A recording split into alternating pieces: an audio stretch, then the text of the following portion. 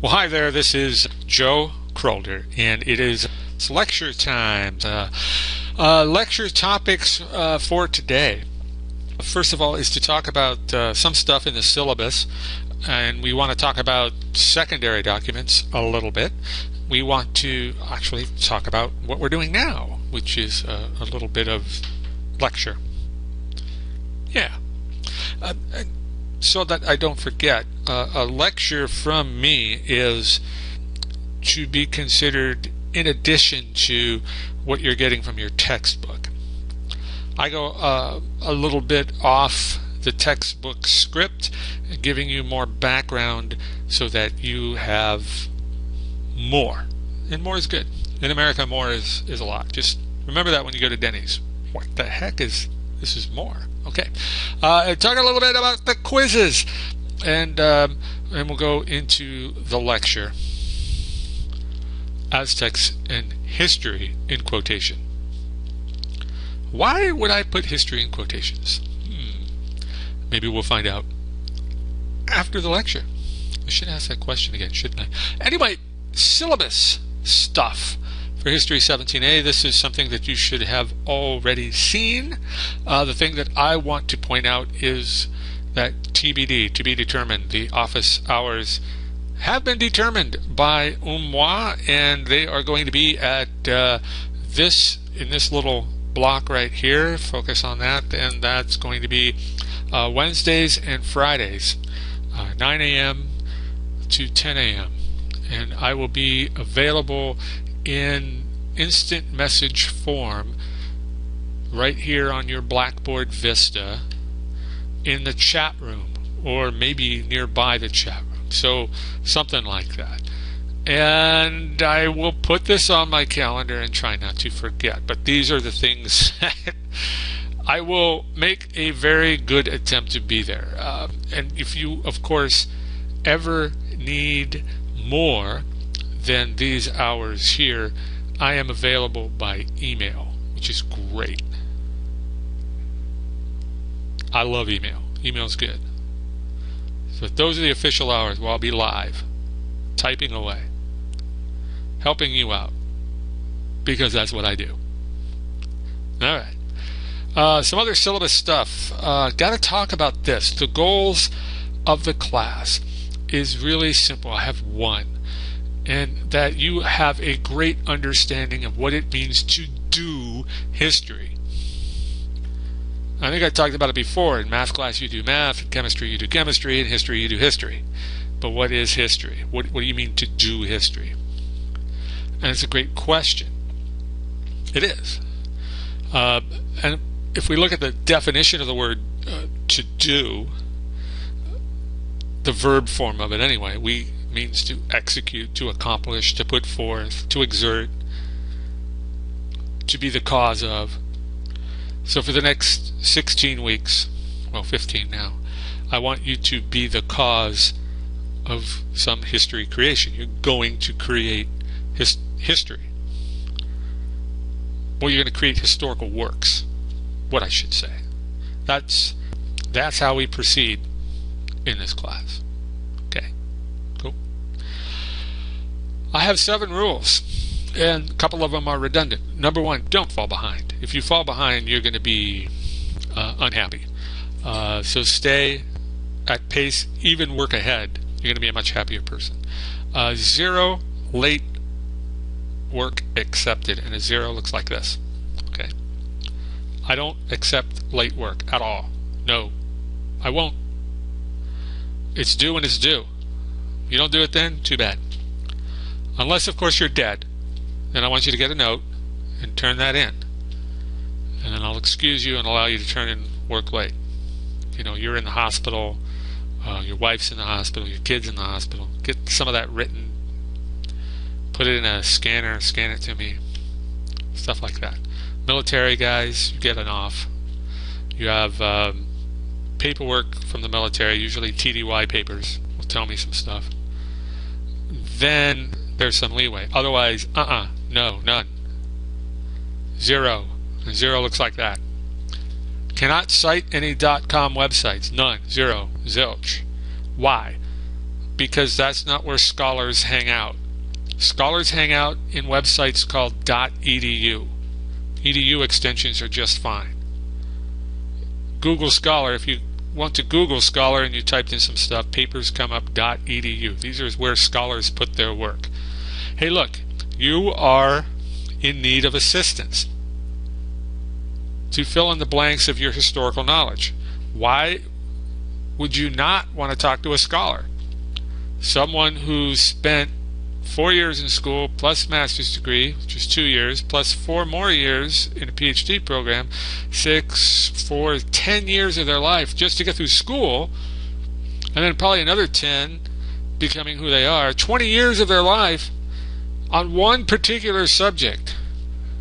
Not history, but they might be a historian of, the Constitution or the creation of the Constitution. Why wouldn't you want to ask that person?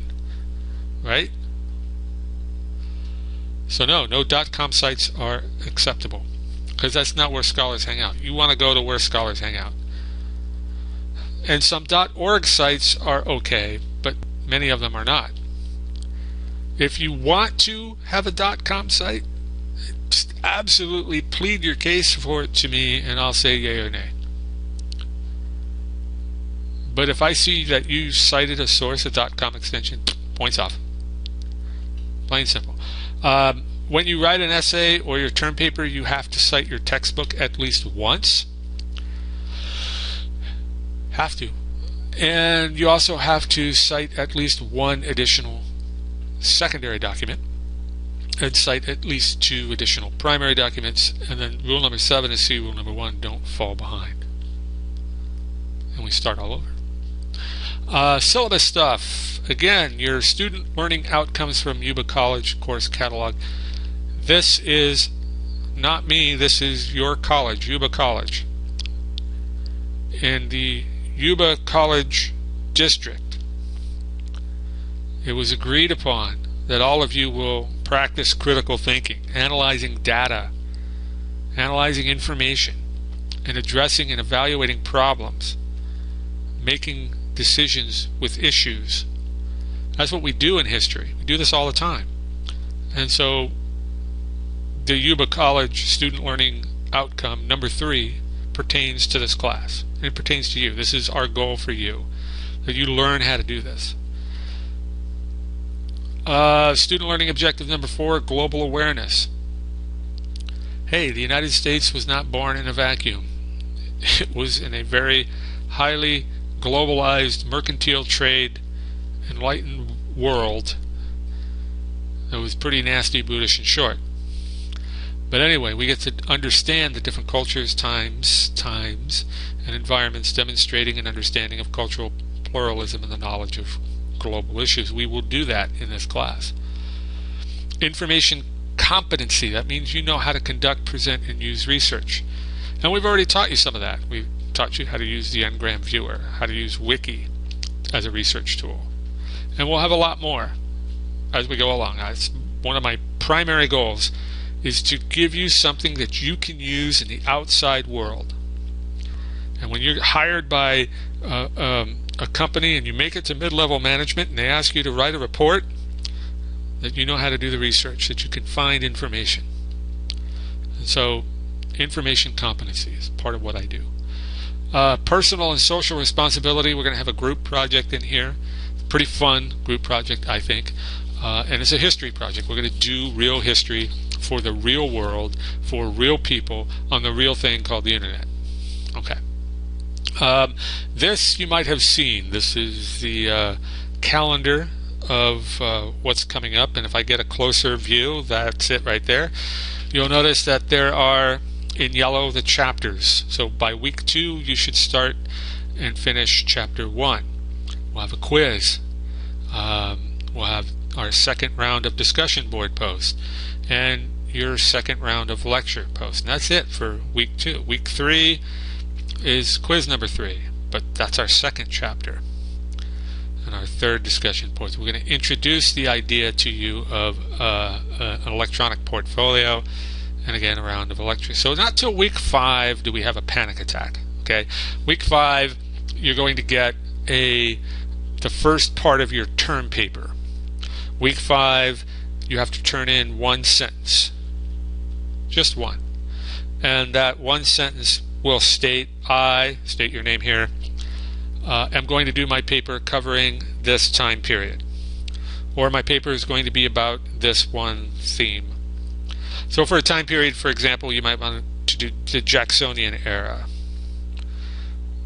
Right? Or you might want to do a theme. I want to know slavery a little bit better. Or the term liberty and what that means. So you can do it thematically. Or money. What did money look like in America over time? How did it change? So there's themes that you can do, and there's time periods that you can. And I just want one sentence telling me which one you're going to do. That's it. It's pretty simple. Pretty cool. Your first essay is introduced to you at the beginning of week 5, and at the end of week 5 it is due. So you have 6 or 7 days to do a 40-minute essay. Pretty cool, right? That's the great part about being online, because if you walked into class and I threw some blue books at you and said, okay, answer this question on the board, and then you furiously wrote and dumped, sometimes you do good, most of you don't. But now you have 6, maybe 7 days to answer a prompt that I put up on the board, and it will cover the first 4 chapters of the book somehow, something like that. We have a metacognitive exercise, which is nothing more than looking at the big picture, seeing what your grade is at that point in time, and answering how you're doing. You assess yourself. I know we're all our own worst critics. We are. But there'll be more details as that comes through. So that's what this is about, okay? As we move forward, secondary documents are very important in a way. So, for example, week 1 you went here, there was some secondary documents related to research, okay, and how to get research help. And so you read, most of you, to Wiki or not to Wiki. And you also read Ngram Viewer, and some of you read the Yuba Library article kind of thing. And what they're there for is to assist you, give you more background. Further on in time, you're going to get journal articles. This week I'm going to give you a journal article to read. And so some of you out there in Learning Land, that's what I'm going to call you, Learning Land, are going to ask this question: are secondary documents required? And the easy answer to that is no, they're not. And then you're going to say, well, then why are they here? Well, they're here for inspiration. And some of you actually were quite inspired by the Ngram Viewer. Went out, tried it, came back, sent me some email about some of the stuff you found. So the inspiration thing is there. They're to inspire you to do better work. So if I put a secondary journal article out there, it's to inspire you, and it's also to allow you to use that secondary document as a piece of research, that you can quote from it, that it's in your historical data bank, right?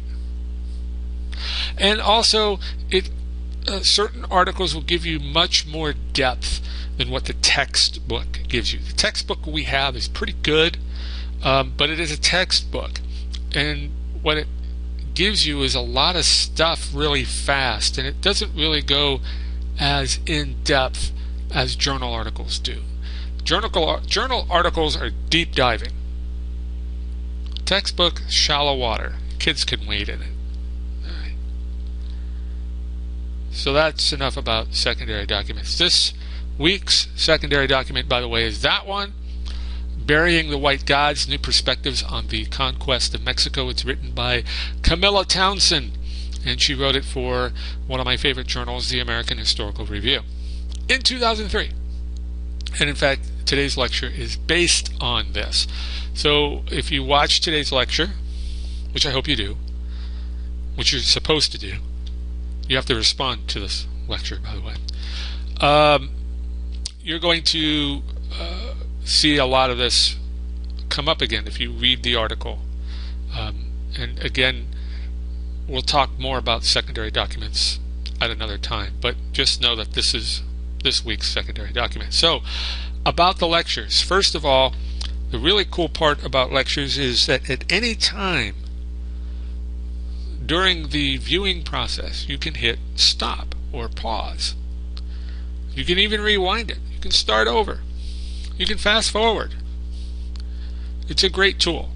I wish I had online courses when I was a younger man. And you can also cite lectures, which is really cool. See my own name in people's papers. So, and you can do this in other classes too.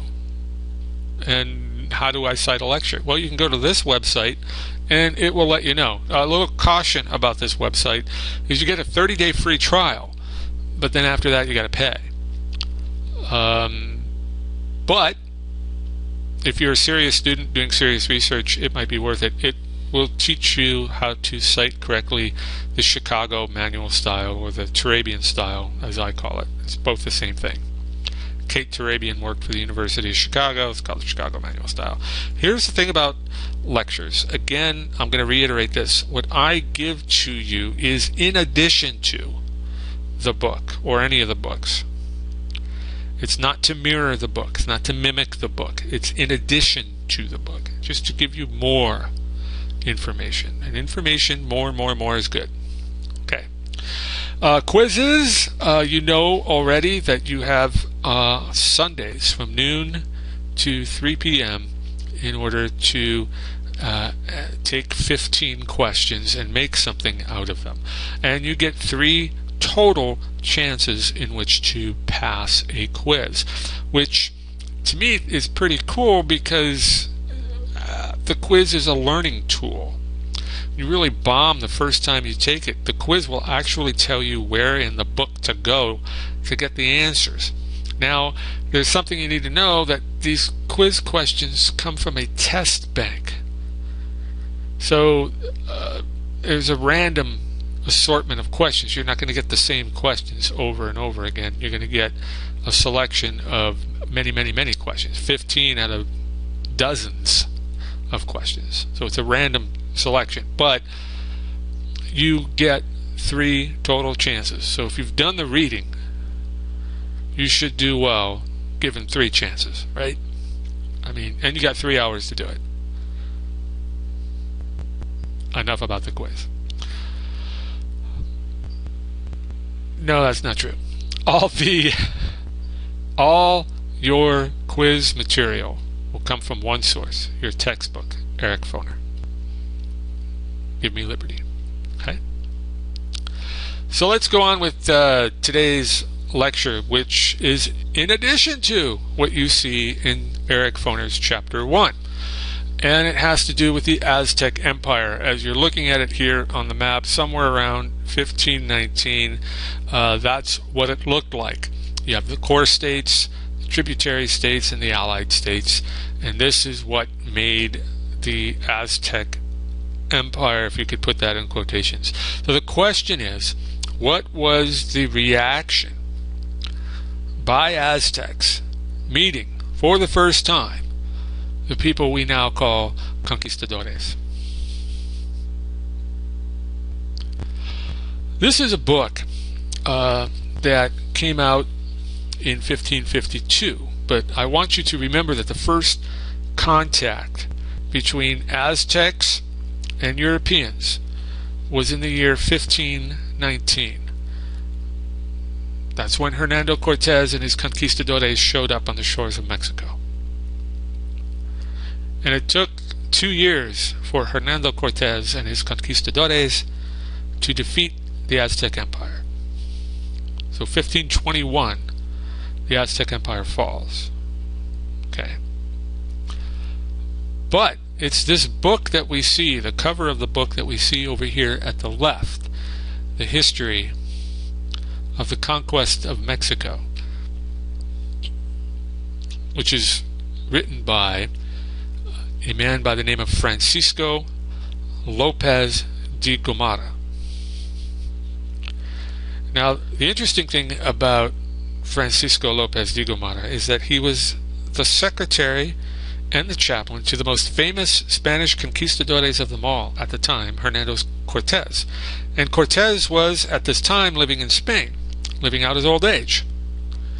And he needed a secretary, so he hired de Gomara. Anyway, de Gomara published in 1552 a new book. This cover of this book that we see over here to the right was printed in 1554. It's the third or fourth edition. But de Gomara's name was all over it, and he writes about the conquest of. It's his book. He published it. But there's a problem. The problem is that Francisco Lopez de Gomara himself had never been to the New World. But it did not stop de Gomara from imagining it. Hey, I mean, after all, he had access to the most famous conquistadores of all time. The man that had been there, Hernando Cortez.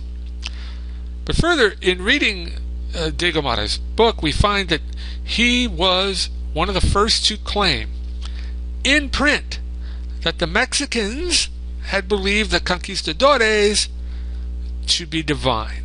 These men are gods, writes de Gomara.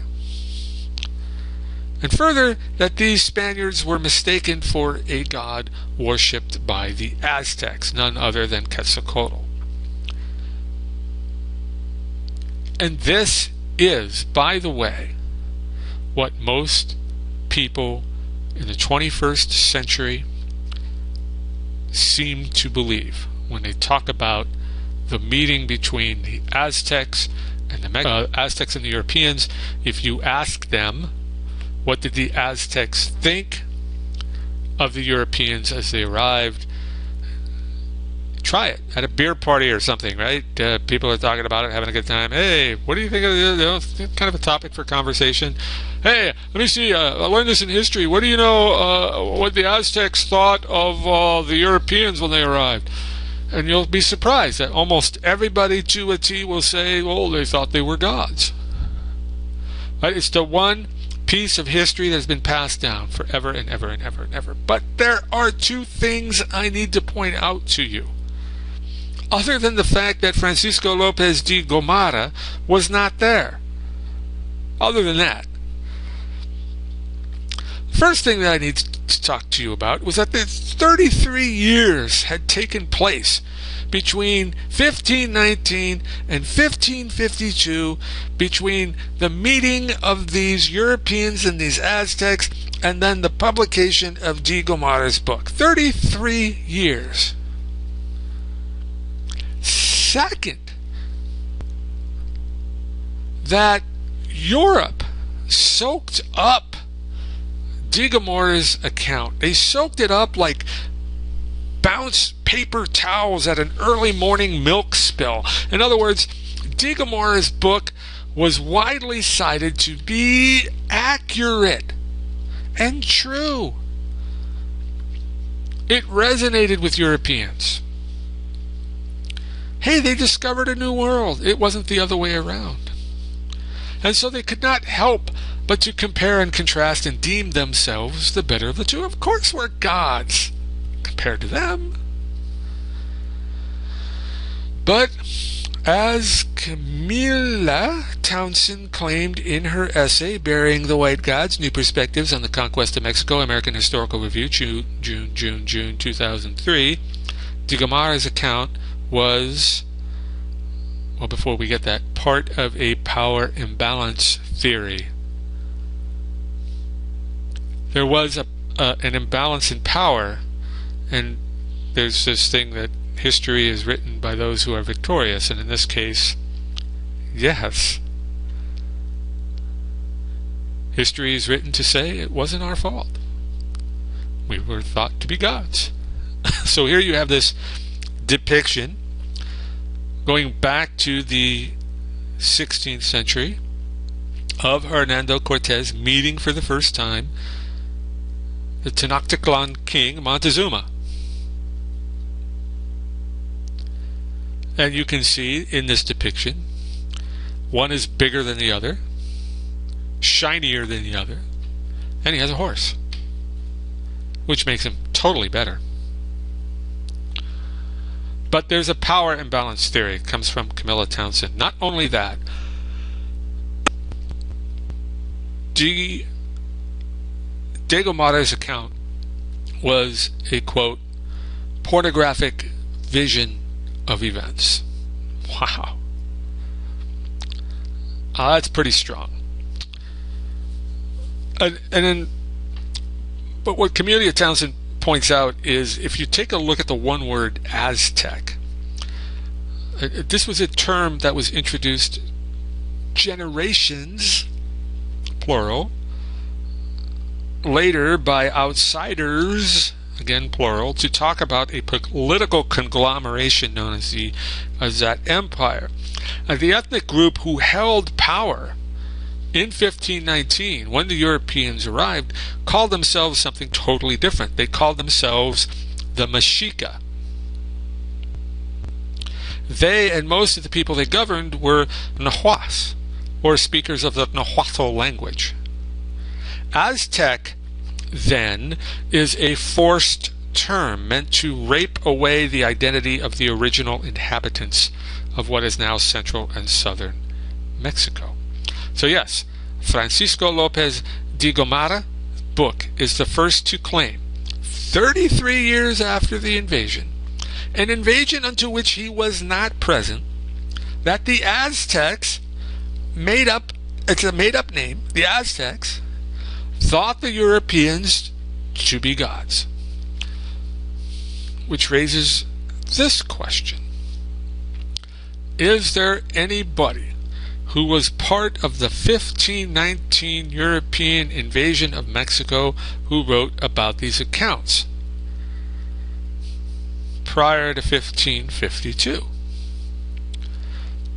Why, as a matter of fact, there is. And he just happens to be Hernando Cortez, who published his letters about the invasion shortly after returning from the New World. These letters, claim Townsend, are, quote, masterful constructions, loaded with political agendas. But Cortez never wrote that he was taken for a god. Ever. Well, there were others. There were.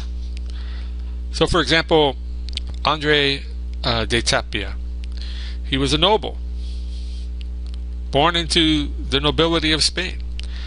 And he was also a captain of one of the ships that brought Cortez over, and in fact, he was Cortez's right-hand man. He wrote about it prior to 1552, as did Francisco de Aguilar. Now, Aguilar was a soldier and participated in the invasion of 1519 and was there when the Aztecs were defeated in 1521, and he continued to be there for several more years as the Spaniards, or the conquistadores, brutally put down any insurrections or possible insurrections from the Mexica or the Aztecs. He felt so guilty for his conduct. And not only that, Aguilar was given huge amounts of land for his heroic deeds in conquering Mexico for Spain. So despite all this land, he gives it up to become a monk because he felt so guilty about what he had done. He will write prior to 1552 about this conquest, about the relationships between the Aztecs and their perceptions of the conquistadores. He will write about this, as will Bernal Diaz del Castillo. He becomes a landholder in Guatemala, the governor, in fact, of all of Guatemala. He has very intimate relations with the people that he had just defeated, as in he married one of them. and became a landholder and had children with him. In fact, he learned to speak the Nahuatl language so that he could have a conversation with his wife and his in-laws. He publishes prior to 1552. No mention of Europeans being mistaken for gods. No mention of the god Quetzalcoatl at all in any of these three accounts.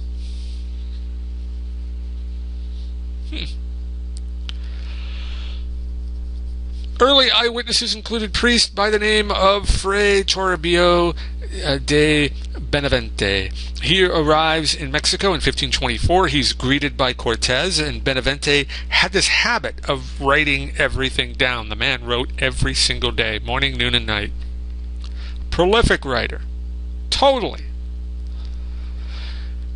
But he's more known for the formal school for the nobility of the Aztecs. He creates a college for Indian nobles.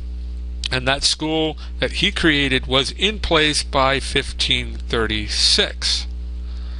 Benavente not only therefore had uncommon access to the Aztec nobility, but he conducted extensive interviews.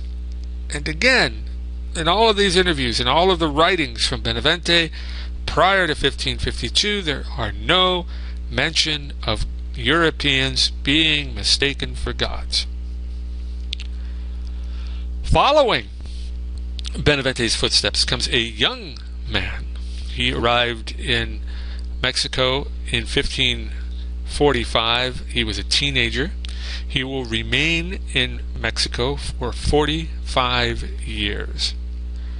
And his name is Bernardo de Sahagún. And he is famous, very famous, for producing something called the Florentine Codex, which, by the way, you can see to the right. That's one of the pages in the Florentine Codex. Bernardo de Sahagún is the first one to write about the Europeans being mistaken for gods. But before we go there, we have to ask, were there any eyewitness indigenous accounts of the 1519 invasion? And of course the answer is no. Cortez ordered the destruction of all Mexica libraries, all Mexica books, all Mexica text, all Mexica art that carried any text. All of that was destroyed. But there were descendants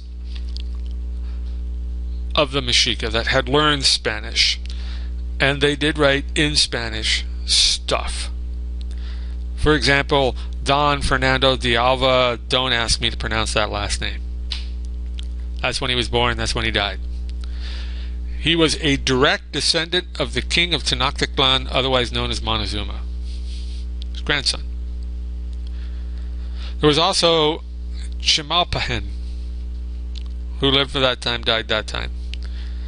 What's interesting about him is that he wrote in Nahuatl for Nahuatl audience, the few that remained.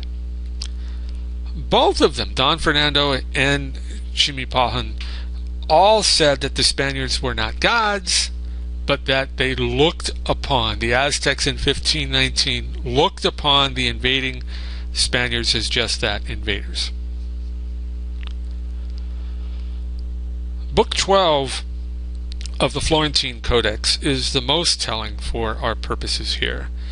And just so you know, the Florentine Codex was finally published in the year 1590, but it had been 45 years in the making. And what the Florentine Codex is basically an investigation into the culture of the Mexica or the Aztecs. Painstaking questions on everything from religion to how to do fishing, to which trees in the forest are medicinal, and on and on and on. And the best copy is in a library in Florence, which is why it's called the Florentine Codex.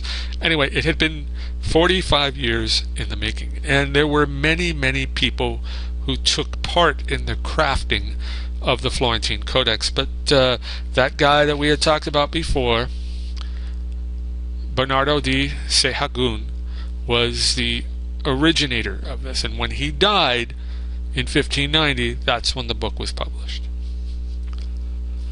The first part reads like an apocryphal fable, and by that we mean like revelations in the Bible, what the world is going to look like when the end comes.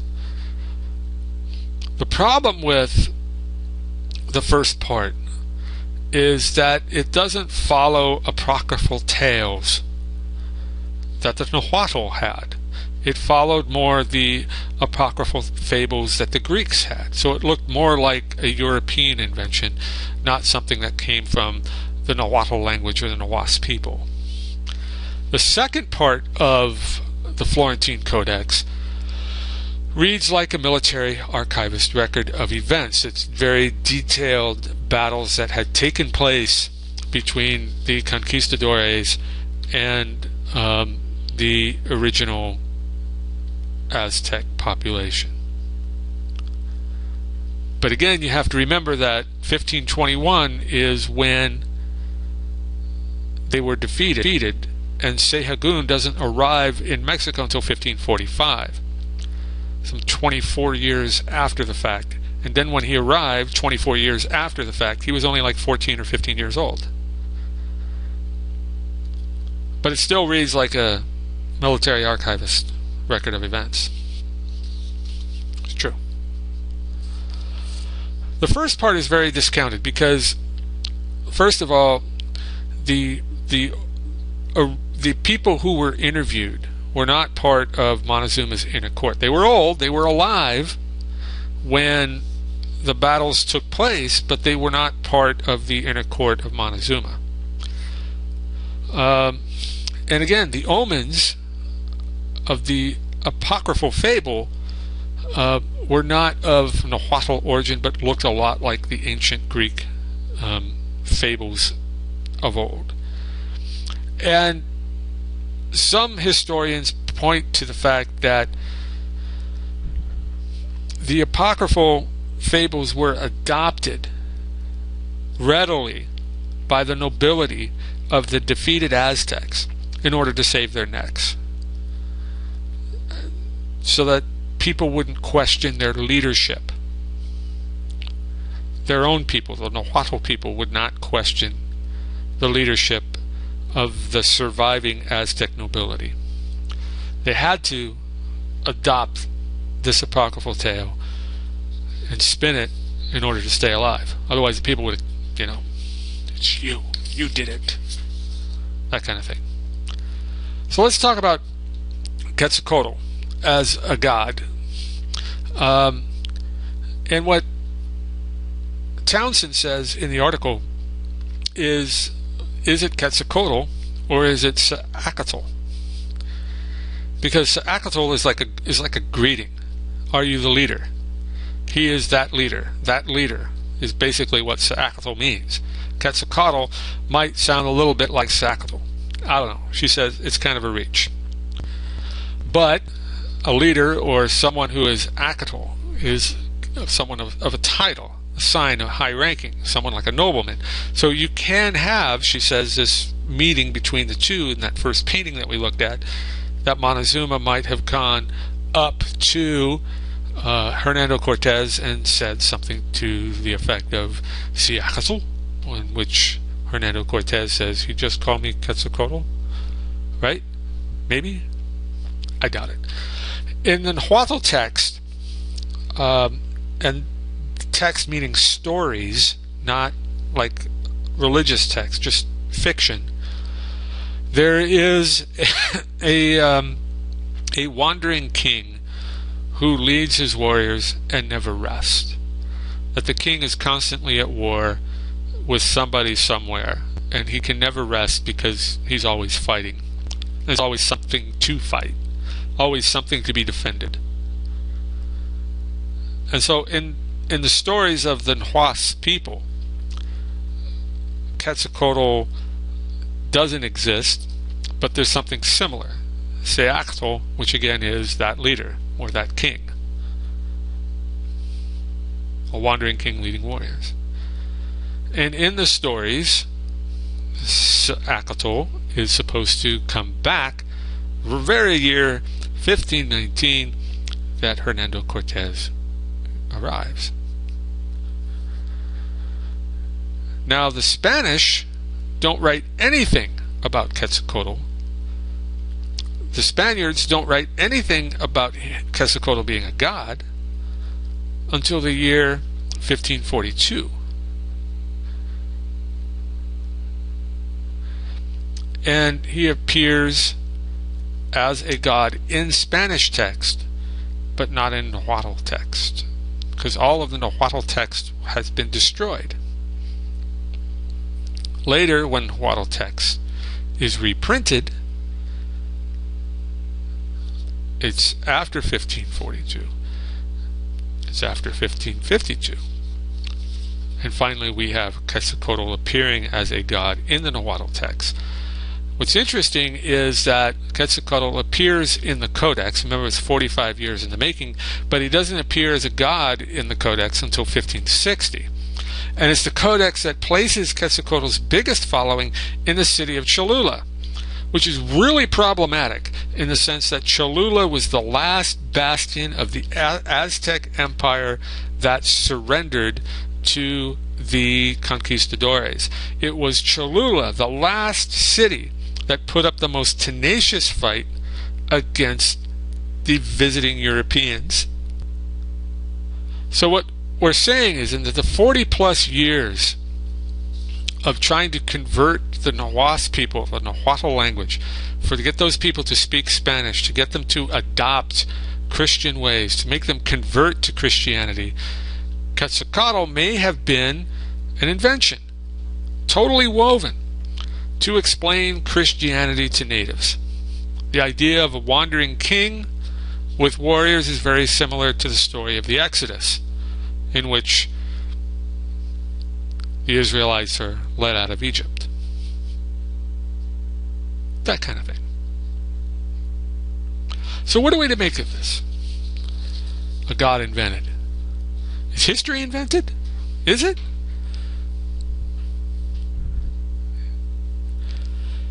We know for certain that in 1521 Cortez defeated the Aztecs. There's no doubt about that.